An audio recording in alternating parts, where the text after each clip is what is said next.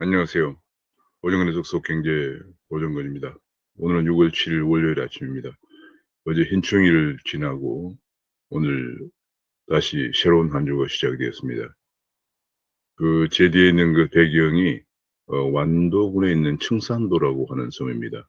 근데 슬로우 시티라고 해서 많이 알려진 그런 작은 아름다운 섬입니다. 제가 사진을 찍은 바로 그 위치가 이제 서편제라고 해서 임권택 감독의 그 유명했던 영화가 촬영된 그런 지역이고, 여기서 바라보는 그 스펜지 언덕에서 바라보는 청산도의 아름다운 모습입니다. 오늘 6월 7일 아침 경제 기사에서 시작하겠습니다.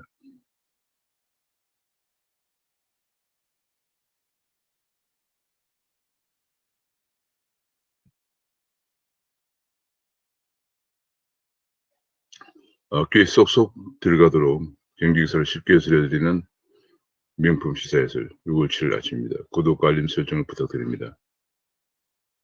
어, G7 재무장관이 법인세 최저 15%를 합의했다는 보도가 나왔습니다. 지난 5일 런던에서 만난 G7 재무장관들은 지난 8년간 교착 상태였던 글로벌 최저 법인세 협상에서 최저 세율을 15%로 합의했다고 발표를 했습니다. 이것은 가장 그 타겟이 그 다국적 기업의 본사나 공장 등 물리적 법인이 있는 곳뿐만 아니라 기업이 상품이나 서비스를 팔아 수익을 낸 지역에도 세금을 내는 내용을 담고 있다고 합니다. 기업이 소재한 곳에 과세한다 하는 국제법인세의 근간을 100년 만에 흔드는 조치라고 합니다. 이렇게 된 가장 큰 이유는 최근에 구글이나 애플 같은 IT 기업들이 글로벌 IT 기업들이 등장을 하면서 IT 기업들은 주로 이제 지재권 중심으로 돈을 버는 기업들이죠. 물리적인 상품들을 수출하고 수입하고 생산하는 그런 기업들이 아니기 때문에 주로 이렇게 법인은 세금이 가장 낮은, 예컨대 아일랜드 같은데 법인세율이 가장 낮은 아일랜드 같은데 법인을 설립하고 세금을 가장 적게 내면서 상품이나 서비스를 파는 지역에 대해서는 세금을 거의 내지 않는, 내더라도 조금밖에 내지 않는 그런 그 문제를 해결하기 위해서 그동안에 유럽과 미국 간에 오랫동안 그 분쟁이 있어 왔습니다. 미국은 주로 IT 기업들이 뭐 구글, 애플 이런 것들이 다 IT 기업들이죠. 다 미국의 IT 기업들인데 비해서 유럽은 이런 IT 기업들이 발달되어 있지 않습니다. 그래서 유럽에서는 이제 주로 구글이나 애플 같은 그런 기업들이 어, 유럽에서 영업을 해서 돈을 많이 벌지만 세금은 유럽에 또 내지 않는 그런 문제를 해결하기 위해서 유럽에서는 디지털세를 도입한다든지 이런 식으로 대응을 해왔는데 미국에서는 그건 안 된다 뭐 그런 얘기를 쭉 하면서 또 기업들은 또 거기에 대응해서 최저 법인세율이 낮은 지역에 법인을 설립하는 그런 식으로 대응을 해왔는데 이 문제를 해결하기 위해서 게다가 또 이번에 이제 이 문제 해결의 단초가 된 것이 유럽에서 계속 디지털세를 부과한다고 해서 주장을 해왔지만은 미국이 반대를 해왔는데 이번에 미국이 바이든 행정부가 들어서면서 굉장한 재정 지출을 확대하는 여러 가지 사회보장이라든지 교육이라든지 의료 같은 의료나 인프라 이런 쪽으로 확충하기 위해서 사회 지출, 정부 재정 지출을 확대하면서 세금을 거두기 위해서 법인세를 올려야 되는데 법인세를 올리면 기업들이 또 해외로 나가는 옵쇼링이 발생할 우려가 있기 때문에 결과적으로 어, 이제 해외로 나가지 않도록 하기 위해서 글로벌하게 법인세 최저 한세율을 같이 정하자. 이런 얘기를 제안을 하면서 유럽에서 IT 기업들이 영업을 하면서 세금을 내지 않고 있던, 이래서 골머리를 앓고 있던 유럽과 미국이 의기투합하면서 이번에 전격적으로 상당히 빠른 시일에 바이든 행정부가 출마하고 몇 개월 되지 않은 빠른 시일에 벌써 G7 재무장관 회의에서 최저 법인세를 15%로 하는 데 합의를 했다고 합니다. 그리고 중요한 것은 기업이 상품이나 서비스를 팔아 수익을 낸 지역에도 세금을 내자. 그렇게 되면서 조세비 지역이나 아니면 법인세가 낮은 지역에 법인을 설립한 경우에도 상품이나 서비스를 팔아 수익을 내는 지역에도 세금을 내도록 함으로써 그런 조세피를 하려고 하는 IT 기업들의 그 지금까지 기업 운영 형태에 대해서 쐐기를 박는 조치를 도입하게 한다고 합니다. 예, 요건 좀 이따 말씀드리고. 그래서 이제 근로법인세가 이것이 그러니까 항상 그 법인이 있는 곳에 세금을 낸다 하는 100년 된 법인세 시스템을 뒤집는 결과다 그런 얘기입니다. 법인세 OECD 주요국의 법인세를 보면은 프랑스가 가장 높습니다. 32%, 한국과 스페인, 칠레가 25%, 일본이 23%, 미국이 21%, 가장 낮은 스위스가 8.5%, 아일랜드가 12.5% 그렇습니다. OECD 회원국 아니면 싱가포르 같은 경우는 한 12% 정도 됩니다. 그러다 보니까 스위스나 아일랜드, 싱가포르이 기업하기 좋은 나라로 언제나 선두권을 달리면서 많은 기업들의 본부가 스위스나 아일랜드, 싱가포르, 심지어는 조세피 지역에 몰리면서 그 나라의 재정을 튼튼하게 해주고 있습니다만, 있는 상황입니다. 이제 이런 경우에 한국에서 수조 원을 벌고, 납세는 얼마 되지 않는, 예컨대 구글이나 애플이나 이런 데서 한국에서 수조 원을 벌지만 세금은 얼마 안 내는, 세금 뭐 수조 원을 벌지만 100억 정도밖에 내지 않는, 그야말로 생색만 내는 그런 관행에 이제 쐐기를 받게 될 전망이다. 그런 얘기입니다. 한국에서는 최소 구글은, 구글이 국내 매출이 5조 원 정도 되기 때문에 2천억에서 3천억 정도 추가세금을 내지 않겠느냐. 또 애플 같은 경우도 거의 뭐 2조에서 3조 원 정도의 매출을 일으키기 때문에 법인세를 1,000억 원 이상의 법인세가 더 내지 않겠느냐. 이런 전망이 나옵니다.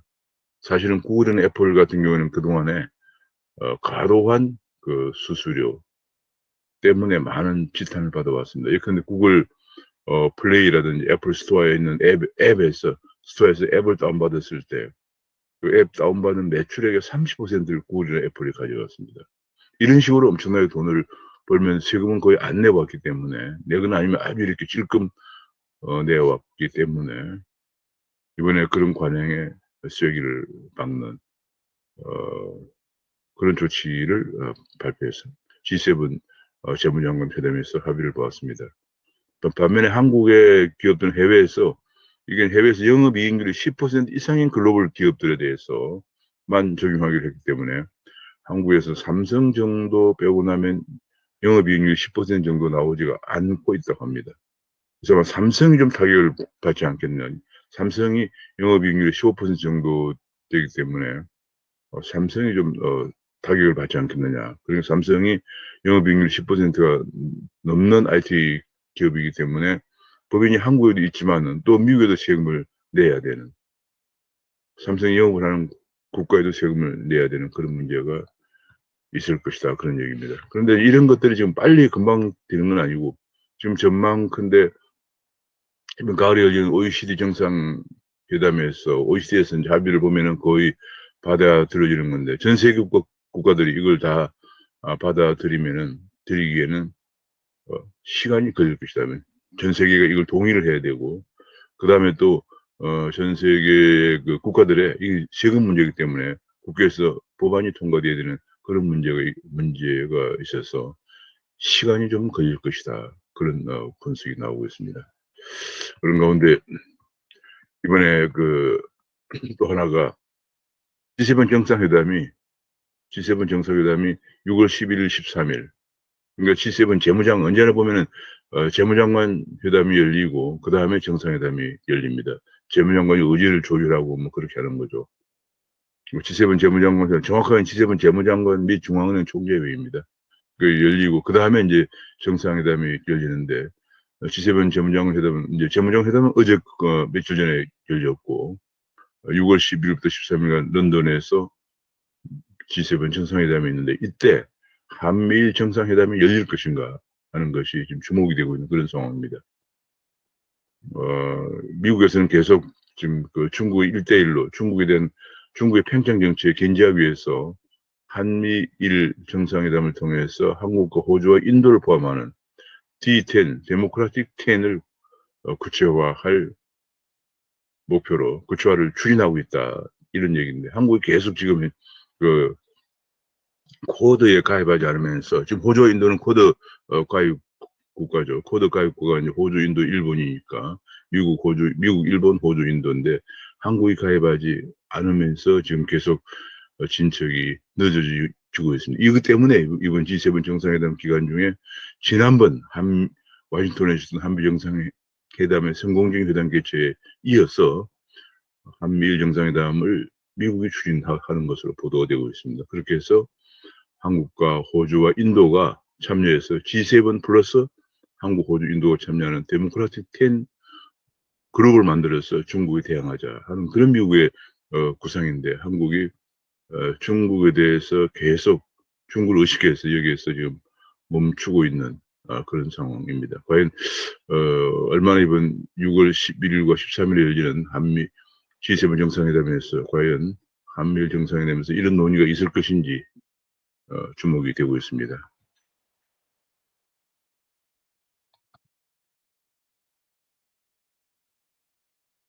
지금 국내 재정 쪽으로 돌아보면은 더 거친 세금은 빚을 갚는 데 써야 되는데 추경에 쓰려고 하고 있다. 1, 4분기에 세금은 19조 원 정도 더 거쳤다. 그런 얘기입니다. 전년 동기 대비해서. 근데 전년 동기가 코로나 때문에 직격탄을 맞으면 세금이 덜 거친 때거든요. 그런 걸 고려하면 19조 원이면 그냥 일시적인 요인이다. 그런 분석이 많이 나오고 있습니다. 게다가 그게 가장 중요한 기저효과. 전년 1분기에 코로나 때문에 거의 세금이 적게 거쳤고, 또 최근에 부동산 가격이 급등하면서, 공시가격이 급등하면서 부동산 세외 관련세가 증가하면서 1분기 세금이 19조 원, 전년 동기 대비에 더 거쳤다. 그런 얘기고요. 이런 것이 금년에 계속되면 정부 전망은 금년에 예상보다 32조 원 정도 추가 세수가 들어오지 않겠느냐. 이런 근거를 토대로 해서 지금 30조 원 내외 추경을 편성하겠다. 이런 얘기입니다. 그런데 많은 전문가들은 빚을 갚아요. 지금 1,000조 원에 육박하고 있고, 금년 한 해매도 100조 원 정도 국고 채무가 증가하고 있는데 빚을 갚아야지. 돈만 생기면은 그것도 일회성으로 돈이 늘어났는데 계속 그걸 근거로 내년 대선도 다가오고 하니까 돈 풀기에 여념이 없다. 이런 지적이 나오고 있습니다. 제가 이번에 늘어난 세수는 90%가 단발성이다. 42% 정도는 부동산 관련 세금이고, 나머지도 전년 동기에 워낙 세수가 적었던 기저효과로 전년 동기 대비 증가한 걸 생각하면 고려하면 이번에 19조 원 늘어난 1분기에 늘어난 전년 동기 대비 19조 원 늘어난 세수의 90%가 단발성이다. 이걸 핑계로 돈을 푼다면 어떻게 되겠느냐, 앞으로 어떻게 되겠느냐, 이런 주장이 나오고 있습니다. 정부 여당은 계속적으로 민주당은 이걸 근거로 해서 30조 원 내에 2차 추경을 편성하자, 그런 주장을 하고 있는 상황입니다. 그런 가운데 지금 언론에서는 홍보총리가 이번에도 무차별 지원을 막지 못하면 물러나야 된다. 그런 주장까지 나오고 있습니다.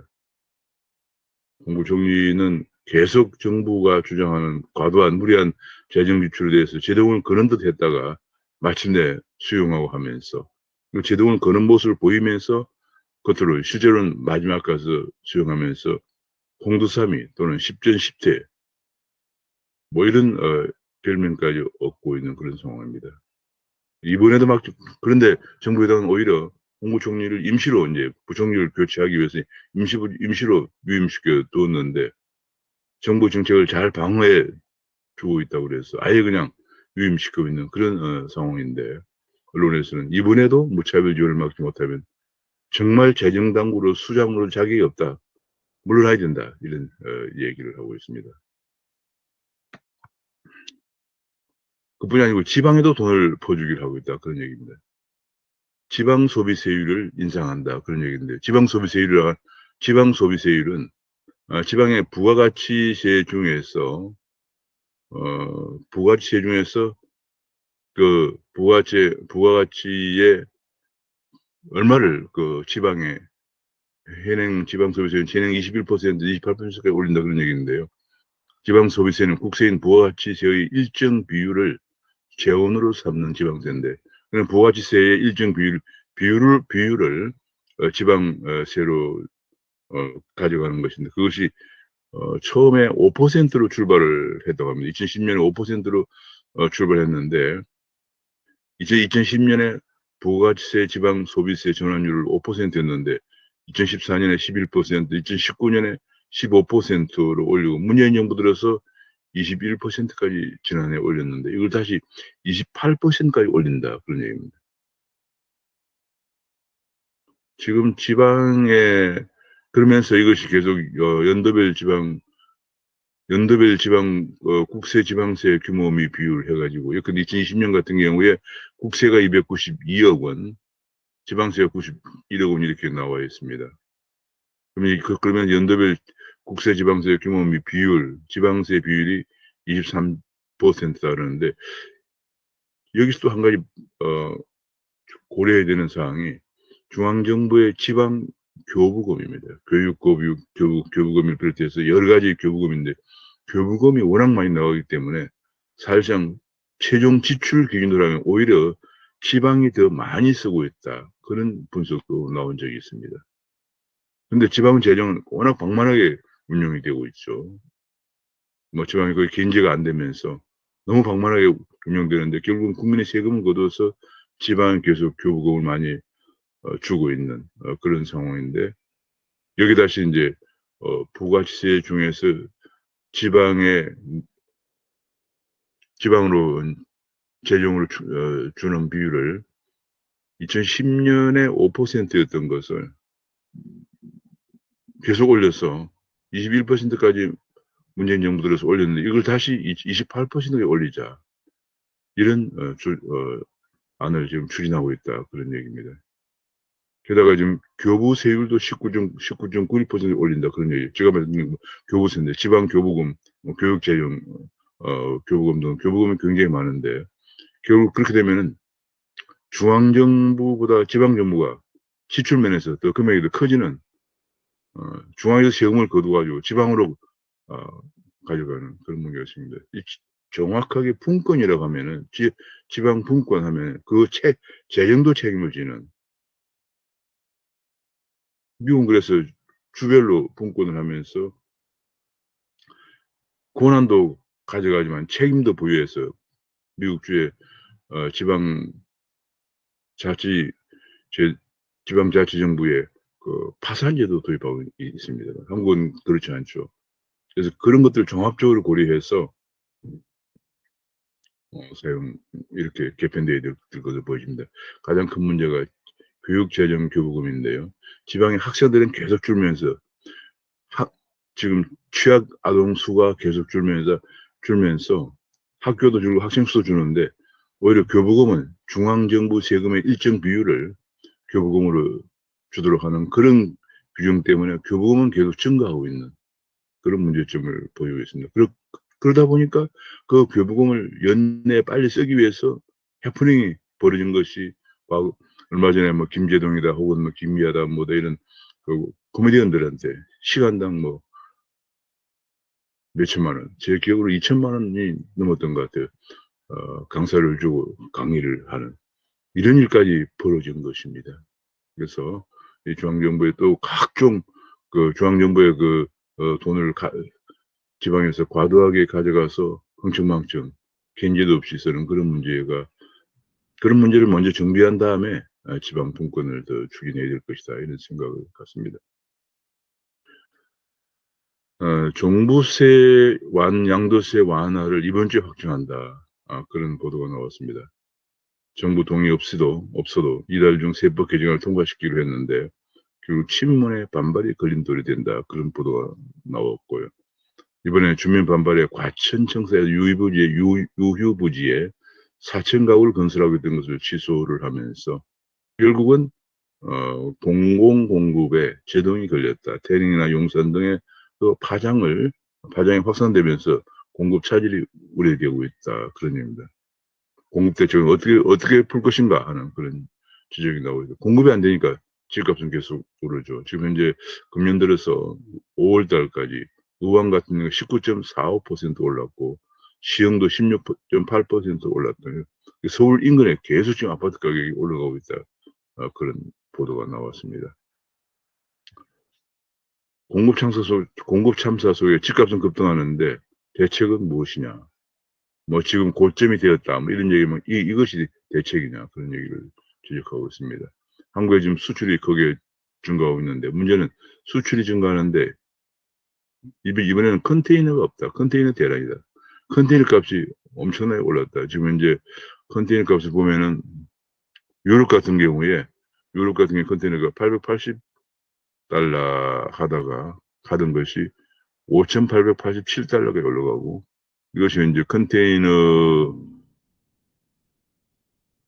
미국 그 노선은 273달러에서 2,700달러에서 8,400개 올라가요. 컨테이너 비용이 굉장히 많이 올라가요. 지금 이제 수출이 증가하지만 지금 어, 물건을 수출을 싣고 갈 화물선이 없어가지고 굉장히 지금 고통을 겪고 있는데다가 그래서 화물 운임도 계속 1년 새 3배 내지 7배 정도는 올라갔는데 컨테이너 값도 올라간다. 그런 얘기 나오고 컨테이너 국산화가 필요하다. 그런 주장이 나오고 있는 실정입니다. 그런 가운데 반도체 부분에서 한국 반도체가 계속 대만에 밀리고 있는 그런 모습을 보여있습니다. 심지어 우리나라 반도체 그 팹리스 반도체 설계하는 기업들이 한국에 파운드리 공장이 부족해서 대만에 있는 파운드리에서 생산을 해야 되는데 대만 걸 먼저 하고 한국은 뒤로 돌려라 이렇게 정책을 하는 바람에 파운드리를 못 구해서 한국 팹리스들이 생산을 못하고 매출 절벽이다. 대만의 팹리스들의 매출 증가율은 금년 들어서 67.9% 증가한 데 비해서 1분기 중에 한국의 팹리스는 46.8% 증가하고 있다. 그런 얘기입니다. 그럼 이제 한국에 파운드리 증설이 필요한데 한국은 공장 하나 짓는데 7년이 걸린다고 합니다. 특히 그중에서 한 5년 정도는 주민들의 민원을 해결하고 보상하고 하는데 시간이 걸린다고 합니다. 뭐 최근에 대통령도 참석해서 반도체에 대한 중요성이 드디어 인식이 되면서 반도체 공장 건설에 대한 뭐 특별 지원을 하겠다고 했지만 말뿐이고 지금까지 아무런 대책이 없는 상황입니다. 심지어는 SK 하이닉스가 용인에 있는 반도체 특별구역에 대해서도 아직까지 별다른 조치가 없는 상황에서 파운드리를 구하지 못한 한국의 팹리스들이 매출이 절벽이다. 그런 보도가 나오고 있습니다. 그뿐이 아니고 배터리나 디스플레이도 중국의 주도권을 빼앗기고 있다. 정말 생색내기식, 보여주기식, 말뿐인 그런 대책으로는 반도체, 배터리, 디스플레이 같은 4차 산업혁명의 핵심 산업들이 모두 다 절멸될 수도 있다는 그런 위기 섞인 경고도 나오고 있는 상황입니다. 반면에 미국의 애리조나가 사실은 사막 지역인데 반도체 기업이 왜 이렇게 많이 몰리느냐.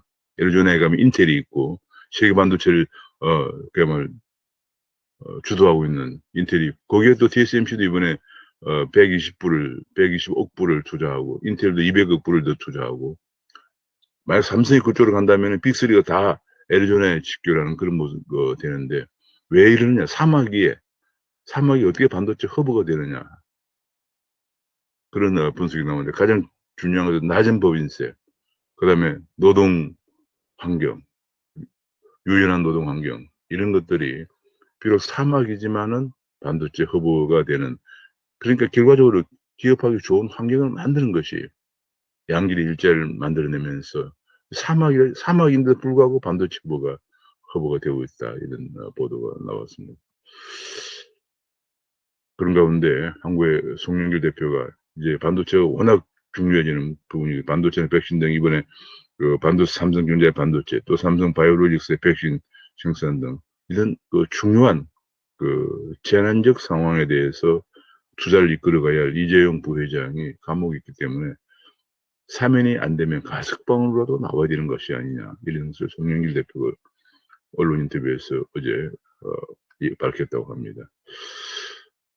한국 경제가 지금 수출이 많이 증가하고 있다고 하지만은 반도체나 자동차만 반짝 호황이고 원자재 값도 오르고 해운 운임도 오르고 최저임금도 오르면서 중소기업들 특히 뿌리 기업들이 쓰러지고 있다. 그런 보도가 나왔습니다. 뿌리란 것이 뭐 금행 같은 이런 것들 아주 지금 이제 중소제조업 취업자는 계속 줄고 있습니다. 2019년 하더라도 360만 명인데 지금 355만 명으로 2021년에 줄고 있고요. 경기 전망도 계속 하락을 하고 있는 상황인데 반면에 어 계속 이 연령 고일 가격은 금년 초하더라도 713원 정도였는데 1,400원 정도, 1,100원까지 올라가고 있는 그런 상황입니다. 지금 현재 중소기업들은 자동차나 반도체 정만 반짝하고 나머지 우리나라 기업들은 대부분 원자재 값이 급등하고 있고 또 해운 운임도 급등하고 최저임금도 급등하면서 불기업들이 쓰러지고 있다. 그런 얘기 나오습니다. 게다가 강력한 노동 규제도 많고 이렇게 되면서 고용 안전판이 흔들리고 있다. 중소제조업 취업자가 14개월째 연속 감소하고 있다. 이런 분석이 나오고 있습니다.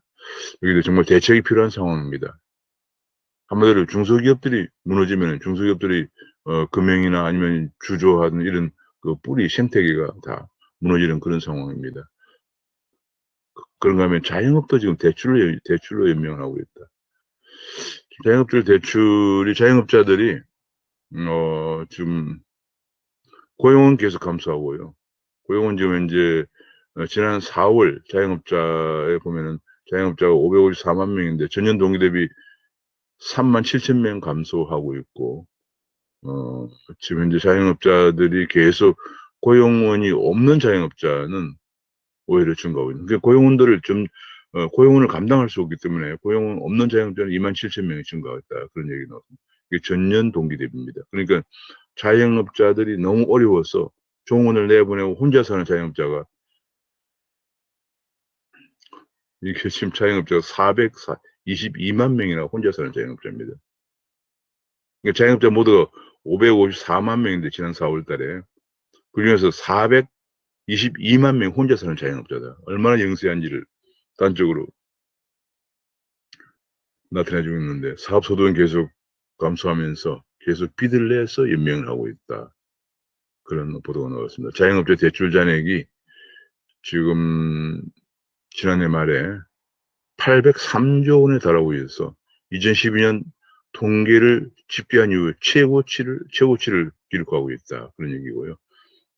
그래도 자영업자들이 제도권에서 돈을 구하지 못하는 자영업자들은 사채까지 쓰고 있는 상황이다. 이런 보도가 나왔습니다. 이 자영업자 계속 추락하고 있는 자영업자 그리고 지금 이게 거의 420여만 명 혼자 사는 자영업자인데 여기서 더 추락하면 빈곤층으로 추락하는 거죠. 경제 사회적 문제가 더 커지기 전에 대책이 긴급한 상황입니다. 그런 가운데 5인 이상 50 미만에 대해서 7월부터 주 52시간제를 시행한다고 합니다. 그렇게 많은 문제가 있다고 지적을 했는데도 불구하고 지적을 하고 연기 또는 문제가 있는 부분은 시정이 필요하다고 많은 전문가들이 주장했는데 불구하고 이 엄중한 코로나 속에서도 7월부터 주 52시간을 강행한다는 얘기가 나왔습니다. 잔업이 없어지기 때문에 월급이 주니 직원들은 떠나고 코로나 때문에 외국인도 구하지 못해서 중소기업들이나 벤처기업들은 더욱더 어려운 상황으로 가고 있다. 그런 얘기입니다. 중소기업들은 사중고, 원자재값 오르고 주 50시간 7월 1일부터 시행되고 금리도 인상되고 최저임금도 올라가고 사중고로 이 코로나가 더 무섭다. 이런 중소기업의 하소연이 나오고 있는 상황입니다. 그런 가운데 중대재해법이라고 해서 중대재해처벌법. 전 세계에서 유례가 없는 강한 중대재해처벌법 때문에 기업들이 몸을 사리고 있다. 특히 그 중대재해처벌법에 기업을 처벌하는 게 아니고 사업주를 1년 이상 징역에 처하도록 하는 법안이 들었으면서 이건 법률 전문가들이면 1년 이상이라고 하는 것은 살인 범죄와 같은 정도의 처벌 형량이다. 그런 보도까지 나왔습니다만 전혀 여기에 대해서 중대재해처벌법이 지금 시행령이 이러면 이달에 입법 예고를 하고 곧은 시행령이 예고된 끝에 적정한 그 유예기간이 지나면 바로 시행될 것인데 여기에 대해서도 전혀 뭐 시정이라든지 이런 것들이 보이지 않고 있습니다. 그런 가운데 코로나에 관해서도 계속 방역하는 수비에만 치중해서는 안 되고 이제 백신 개발을 해야 한다. 의사과학자 300명 정도를 키워서 제약바이오 지금 이제 그 백신을 우리가 위탁 생산만 하는 게 아니고 우리가 스스로 백신을 개발해야 한다는 제약바이오 강국을 만들자는 그런 제안도 나오고 있습니다. 이 통계치에서 통계를 바꾸고 나니까 OECD보다 분배 구조가 좋아졌다. 분배 지표가 좋아졌다. 예컨대 이제 진위계수 같은 경우에는 낮으면은 진위계수가 소득 분배가 개선되는 거죠. 그런데 최근에 가계금융복지조사의 경우에 0.339였는데 구가계동향조사에서 0.325였다가 신가계동향조사를 적용하니까 0.300으로 이 통계가 도대체 무슨 어느 통계를 믿어야 되느냐. 통계를 계속 입맛에 맞는 통계가 나올 때까지 통계를 계속 이렇게 손을 대면은 그 통계를 과연 신뢰할 수가 있겠느냐는 그런 문제가 제기되죠. 통계라고 하는 경제라는 워낙 복잡 다기화되어 있기 때문에 결국은 통계를 통해서밖에 경제를 들여다볼 수가 없습니다. 근데 그 통계를 조작하면은 경제를 제대로 들여다볼 수가 없게 되는 거죠. 통계상으로는 좋아졌지만은 실제로 분배가 자영업자들 몰락하고 실업자가 증가하고 하면서 분배 구조도 악화될까 너무도 명약관화하죠. 일자리를 구하지 못한 사람이 계속 증가하니까요. 그런데 분배 구조가 오히려 더 좋아졌다 이런 결론이 나오고 있으니 어이가 없는 거죠. 연례는 미국 재무장관은 올해 물가가 3%까지도 오를 수 있다. 이런 지적을 했습니다. 전망을 하면서 미국 연준의 통화정책이 더욱더 통화정책 운영에 게다가 집값도 급등하면서 통화정책 방향을 설정하는데 굉장히 정말 혼선을 연준의 고민이 깊어지고 있다. 그런 분석이 나왔습니다. 암호화폐 가격은 계속 횡보를 보이고 있습니다. 지금 현재 보면 대체로 그냥 조금씩 올라가기도 하고 또 떨어진 부분도 있지만 전체적으로 횡보를 보이고 있습니다.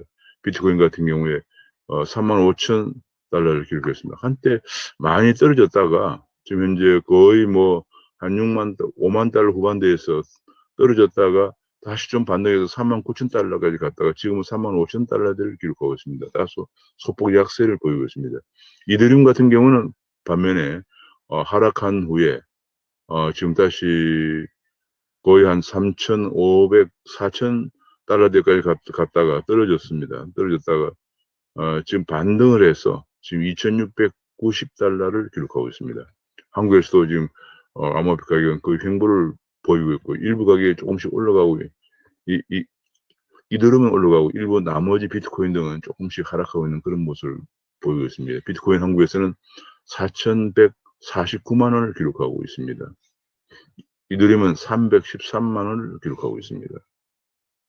그런 가운데 지금 실명 계좌를 발급받지 못해서 중소코인 거래소들은 지금 마음이 급해졌다. 9월 입찰까지 발급받지 못하면은 9월 입찰 특검법 시행을 앞두고 발급받지 못하면은 그런 거래소들이 문을 닫을 수밖에 없는데 은행은 발급을 꺼리고 정부는 뒷짐을 지고 있다. 그런 보도 나왔습니다. 제가 보기 은행들이 왜 이렇게 발급을 꺼리고 있느냐? 엄청난 그 수수료 수입이 예상되는데 불구하고 꺼리고 있는 것은 은행들로 하여금 의심거래 징후나 자금 세탁 여부를 가려내서 보고하라는 그런 무리한 요구를 하고 있기 때문에 은행들이 발급을 꺼리고 있습니다.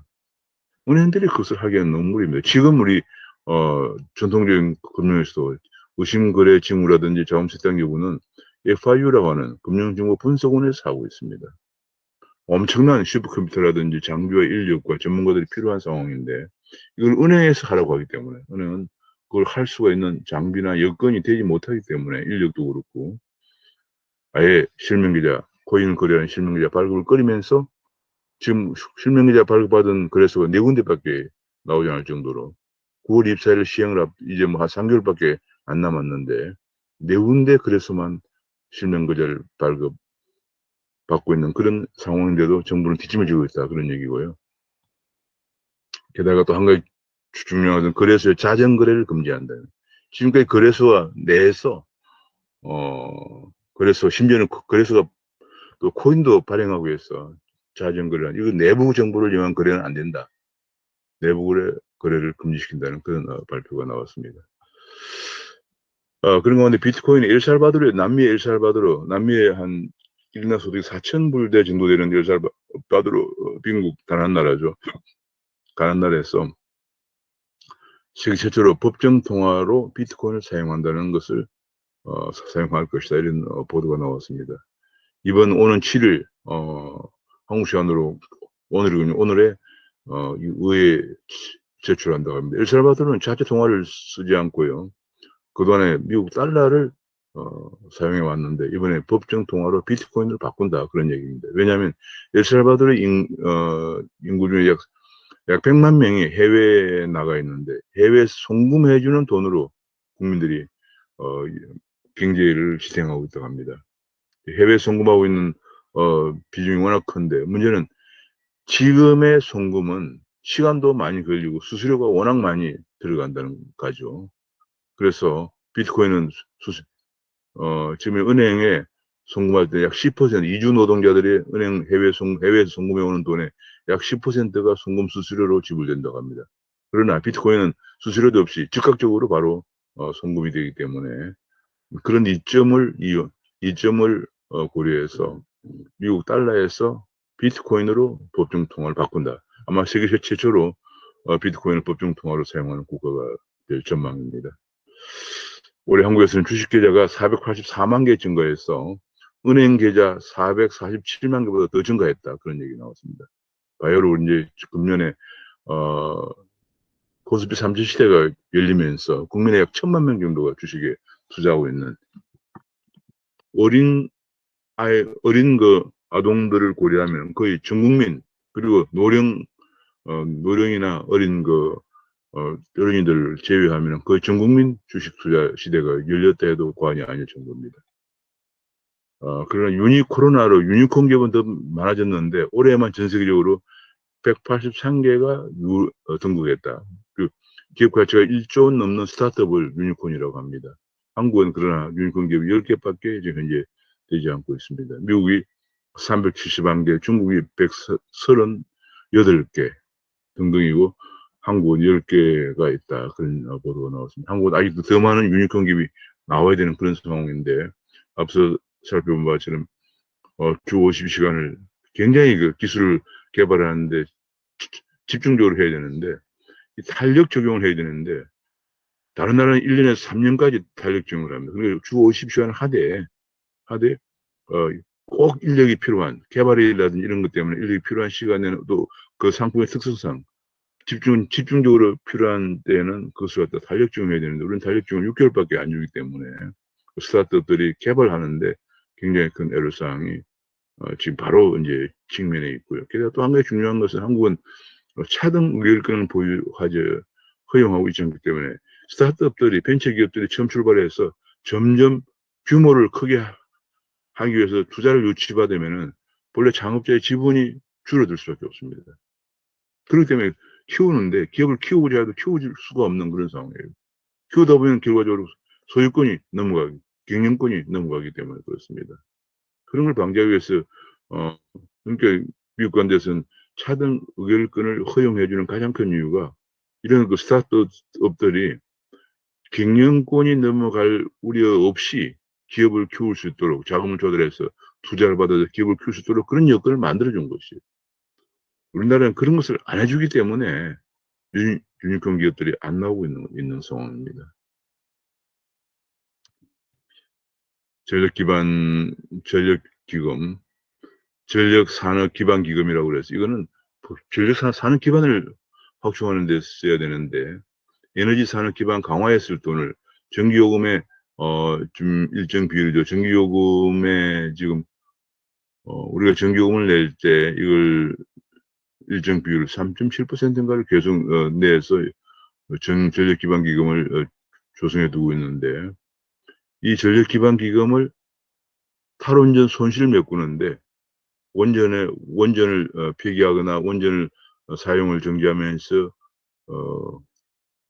초래되는 적자, 그 매몰 비용을 메꾸는데 쓰고 있다. 그런 지적이 나오고 있습니다. 그러니까 전력 산업 기반을 확충하는 데 써야 되는데 결국 이것은 결과적으로 국민들의 전기요금 인상으로 연결될 수밖에 없죠. 탈원전 그 자체도 문제인데 탈원전 하는 그 매몰 비용 이런 것들을 전력 산업 기반 기금에서 또 가져다 또 쓰기 때문에 지금 현재 문재인 정부의 특징 중 하나는 각종 기금들, 세금도 많이 거두어서 막 현금을 살포하고 있지만 각종 기금들마저도 이렇게 그야말로 다 끌어다 있는 건 다 끌어다 쓰는 그런 모습을 보이고 있다는 것이 더 큰 문제입니다. 전기요금의 매달 우리가 내는 전기요금의 3.7%를 적립해서 기금으로 만든다고 합니다. 또 한 가지 아침에 중요한 뉴스 하나, 사학연금이 사회 때 정원이 미달되면서 교원들의 임금이 올라갈 수가 없죠. 그래서 결과적으로 교원들의 기여금이 줄면서 사학연금도 2027년에 적자에 도달할 거예요. 지금 이제 6년밖에 안 남았네요. 2027년에 적자가 되고 2044년이면 고갈될 것이다 하는 그런 분석 결과가 나왔습니다. 야, 이거 뭐 정말 큰 문제입니다. 이 사학연금은 사학은 민간이기 때문에 민간 기업이기 때문에 정부 재정으로 보존도 할 수가 없고요. 지금 군인연금, 공무원연금은 1년에 몇조 원씩 국민의 세금을 보존해주고 있는데 그것도 좀 문제입니다. 국가부채가 계속 증가하고 국민의 세금 부담이 증가하기 때문에 계속적으로 공무원 군인연금을 국민의 세금으로 메꿔줄 수 없는 더구나 민간 국민연금보다 훨씬 더 많은 혜택을 받고 있는 몇 배나 큰 혜택을 받고 있는 그런 공무원 군인연금을 더 이상 지탱하기 힘든데 게다가 사학연금도 2027년에 적자, 2044년에 고갈될 것이라는 그런 분석이 나왔습니다. 이재명의 기본소득에 대해서 여야가 난타를 하고 있다 그런 얘기입니다. 이재명이 MIT 대학의 노벨 경제학에서 2019년 노벨상 받은 경제학자의 글을 말을 인용을 해서 기본소득이 필요하다 그런 얘기를 했는데 윤희숙 의원 등은 그 2019년에 노벨상을 받은 MIT 대학 교수가 부부가 노벨상을 받았는데 그 내용은 빈곤 국가의 경우에는 행정력이나 이런 것 때문에 여러 그 복지 체계나 이런 것을 파악하기 쉽지 않다. 그런 경우는 그냥 그런 복잡 다견 복지 제도보다는 일정의 기본소득을 주는 것도 괜찮다. 이런 얘기를 한 것이기 때문에 이것은 적합지 않다 하는 그런 반발이 나오니까 이재명은 한국은 복지는 후진국이다. 그런 얘기를 했는데 이것은 앞뒤가 맞지 않는 얘기죠. 행정적으로 그런 복지 상황을 파악하게 할 수가 없는 여러 가지 시스템적으로 그런 후진국에서는 이제 아예 그냥 복잡하게한 복지제도를 주는 것보다 한 달에 얼마 기본소득을 그냥 주는 게 좋다. 그런 얘기인데 또 한국은 복지 후진국이니까 한국은 복지 후진국도 아니에요, 사실은. 엄청나게 복지 면에서 좀 많이 지출하고 있는 상황인데 한국의 복지 후진국이니까 그 MIT 대학 노벨 수상 경제학자의 말이 맞다. 뭐 이런 얘기를 하는 바람에 좀 여야로부터 몰매를 맞고 있는 그런 상황입니다. 어제가 힘충일이었습니다. 힘충일인데 문재인 대통령으로서는 5번째 맞는 힘충일인데 취임사에 여전히 북한에 언급이 없다. 힘충일은 북한이 남침한 것이죠. 근데 북한에 대한 언급이 전혀 없다. 오히려 한반도 비핵화, 항구적 평화의 큰 그림을 내들 수 있게 준비를 할 필요가 있다. 뭐 이런 얘기를 하면서 했다고 합니다. 그래서 정말 그래서 게다가 또 천안함 폭침에 대해서도 대통령 입장은 제대로 밝히지 않고 있는 그런 상황입니다. 그래서 어제 천안함 폭침에 대해 대통령 입장을 명확히 밝히라는 그 신충원의 피켓 시위가 이거에 있었습니다. 북한은 언급 없고 천안함 용사는 시위하고 그런 가운데 군 성추행은 사과한 문 정부의 문 대통령의 hin충이라는 그런 비판 기사도 실렸군요. 지금 천안 장병들이 왜 이렇게 시위를 하느냐? 천안 장병들의 지금 여기서 지금 생존 예비역 34명 중에서 13명만 유공자로 인정을 받고 있다. 그리고 천안함의 그 폭침의 원인에 대해서도 아직 계속 항구를 하고 있는 이런 상황이다. 지금 벌써 천안함 사건이 일어난 지 11년 정도 됐죠.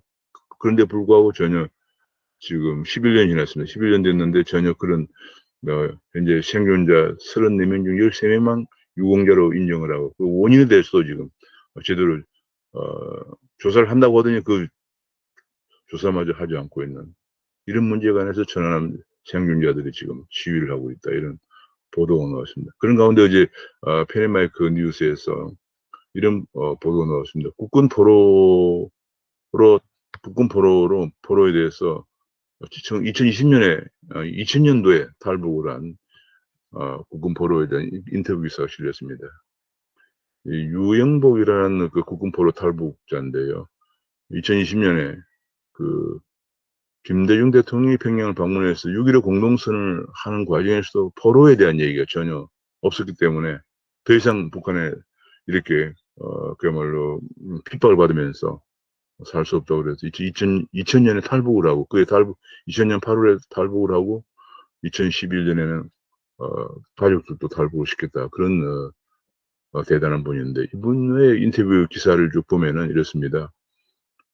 지금 김대중 대통령의 평양 방문 때도 그렇고 지금 이명박 박근혜 때는 얘기는 나왔지만 별 추진이 없었고 아예 문재인 정부 들어서는 북한에 있는 그 포로에 대해서는 언급조차도 되지 않고 있는 데서 개탄을 하고 있고요. 4만여 명의 국군 포로 중에서 이제는 거의 다 6.25 때니까 6.25 때 20살이라 그러면 지금 벌써 90살이죠. 그러니까 거의 국군 포로들이 이제 살아있는 포로는 없고 2021년 6월 3일 기준으로 18명밖에 생존해 있지 않다는 그런 보도가 나왔습니다. 그러면서 아마 이분은 거의 다 돌아가시고 한두 명 살아있을지도 모른다. 그런 보도가 나왔는데 그동안에 국군 포로들은 그야말로 500명, 600명씩 부대를 편성해서 탄광이나 예루군 생산 건설 현장에서 그야말로 고초를 겪으면서 심지어는 그 가족까지 고초를 겪으면서 살아왔는데 국가를 위해서 이렇게 헌신하다가 포로가 된 사람들 국가에서 외면하면은 누가 국가를 위해서 목숨을 바치려고 하겠느냐 하는 그런 기사가 실렸습니다. 좀 안타깝습니다. 남북 교류가 많이 확대되었고 지금 북한에 우리가 지원 햇볕 정책이다 못해서 엄청나게 많은 지원을 하고 해왔죠. 그런 상황에서도 국군 포로 한 명을 물론 유해는 환송이 된 적이 있지만 살아있는 국군 포로들을 한 명도 데려오지 못하고 있는 이 대한민국 정말 안타깝습니다. 그래서 지금 어떤 신문 야당은 문정부가 현충원 참배 자격이 있느냐 북한에서 연락사무소를 폭파해도 아무런 대꾸가 없고 정말 더구나 이제 5번째 현충일을 맞이하면서 북한의 남침에 관해 전혀 언급이 없는 역사 인식을 갖고 있는 문정부가 현충원 참배 자격은 있느냐 그런 얘기가 나왔습니다. 야당의 지적이 나왔고요. 또 지금 중국의 일방주의, 중국이 계속 지금 일방적으로 1대1로라든지 중국의 팽창의 문제에 관해서 팽창 야욕이 갈수록 심해지고 있다는 칼럼도 실렸습니다. 그런 가운데 유럽에서는 지금 헝가리 푸단 대학의 헝가리 설립을 반대하는 시위가 1만 명이 광장에 모여서 반중을 외쳤다. 그런 보도가 나왔습니다. 중국은 지금 일찌감치 유럽의 동굴아파 쪽을 중국 경영령 하에 두기 위해서 17 플러스 1 그러니까 17 플러스 1이라고 하는 그 회의체를 만들어서 중국에 지금 이제 개방이 된 장벽이 무너진 동굴아파 쪽을 다시 중국 쪽에 영향력으로 이제 두려고 하는 그런 정책을 하고 있는데 유럽에서는 중국과 투자협정 비준을 중단하고 리투아니아는 17 플러스 1 회의에서 탈퇴를 하고 있다. 그런 유럽에서 반중 문제가 크게 대두돼요. 최근에 호주의 클라이브 해밀턴이라는 교수가 호주가 중국이 그 점점 커지고 있는 중국의 호주에 대한 영향력을 파헤친 그리고 호주가 중국의 호주가 왜냐하면 대중 경제 의존도 굉장히 높습니다. 호주의 수출 비중이 한 40%가 중국으로 가고 있는데 그럼에도 불구하고 중국의 영향력이 너무 커지고 있는 데 대해서 여러 가지 부작용 우려해서 법안들 만들면서 대응하고 있다. 그런 보도가 나온 적이 있습니다. 그런 가운데 대만이 지금 TSMC를 비롯해서 미국과 대만 간의 반도체 동맹이 구축되면서 대만이 굉장히 지금 부상을 하고 있고, 심지어 대만의 국제기구 복귀까지 거론되고 있는데, 그런 대만을 구하기 위해서 백신을 들고 공군 전용기를 타고 상원 대표단이 대만을 방문했다, 그런 보도가 나왔습니다. 그러니까 지금 현재 반도체가 전략 산업으로 중요해지면서 거의 대만에 있는 반도체 기업 TSMC가 대만을 지금 구하고 있는 것 마찬가지입니다.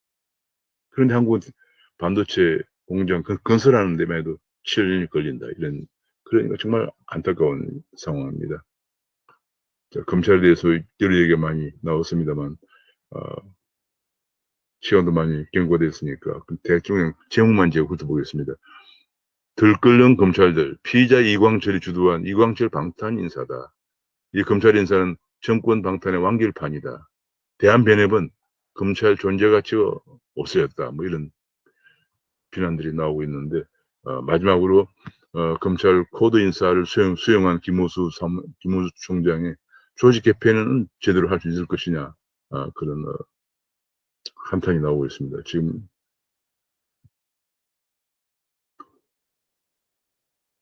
이게 지금 뭐, 예. 뭐 여전히 지금 아침에도 굉장히 그 어두운 뉴스들이 많이 나왔습니다. 정부의 재정 팽창 문제, 일시적으로 증가한 시술 가지고 30조 원 내외 추경을 편성하려고 하는 그런 문제. 그다음 주택 정책의 대실패를 인해서 공급 정책을 공급을 하지 않는 대실패 끝에 마침내 지난해 8월 4일에 8.4 공급 대책을 내놓았지만 주민들의 반발로 공공주도 공급은 안 된다는 것이 벽에 부딪히고 있지만 대책은 나오지 않고 있다. 그런 가운데 집값이나 전월세 가격은 계속 올라가고 있다는 그런 얘기가 나오면서, 또 한 가지는 뭐 중소기업들이 7월 1일부터 시행되는 주 52시간 강행으로 처지 임금도 오르고 또 오르고 원자력 가격도 오르고 또 매출도 안 돼서 빚만 늘고 있는데, 또 주 52시간까지 강행을 7일부터 하면 자영업자들과 중소기업들 모두 다 죽으란 얘기냐, 뭐 그런 하소연도 나오고 있는 그런 상황인데, 정부에서는 정책이 전혀 정책 전환의 기미는 보이지 않고 있습니다. 지난번에 그 6월 2일 날 한미 정상회담 성공적으로 치른 이후에 청와대에서 기업 청소 조치해서 오찬도 같이 하고 했습니다만, 그것뿐입니다. 아직까지 또 반도체 특별 지원을 하겠다는 언급을 얼마 전에도 하기도 했습니다만, 아직까지 아무런 대책이 구체적인 실행이 되지 않고 있는, 실행안이 나오지도 않고 있는 그런 안타까운 상황입니다. 오늘은 이렇게 말씀드리겠습니다. 감사합니다.